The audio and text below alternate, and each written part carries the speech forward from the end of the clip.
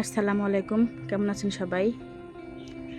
আজকে আমার মারা, চাচিরা, ভাবিরা সবাই পিঠা তৈরি করতে বসছে। এই যে মেশিনটা দেখতে পাচ্ছেন, মূলত এই মেশিন দিয়ে পিঠাটা তৈরি হবে।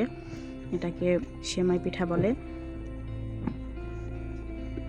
আমাদের এলাকায় নতুন গম উঠলে গমের আটা দিয়ে এই পিঠাটা তৈরি হয়।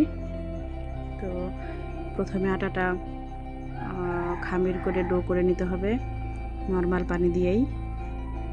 তো নেওয়ার পরে ওই ডোটা কলের মধ্যে, পিঠার কল বলে এটাকে, কলের মধ্যে ঠেসে ঠেসে দিতে হবে।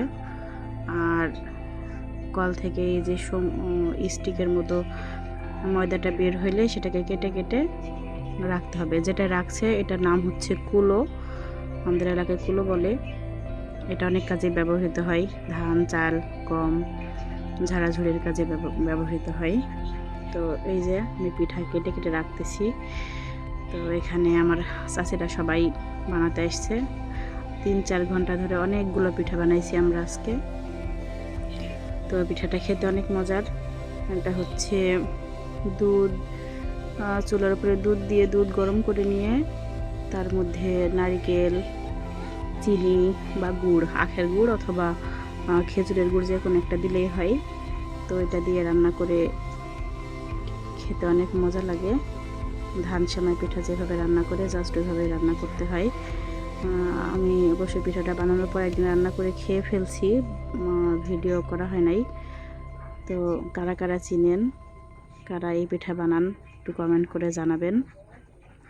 এই যে এইগুলা হচ্ছে আমার জন্য আমার মা বানাইছে, এগুলো আমি নিয়ে যাব।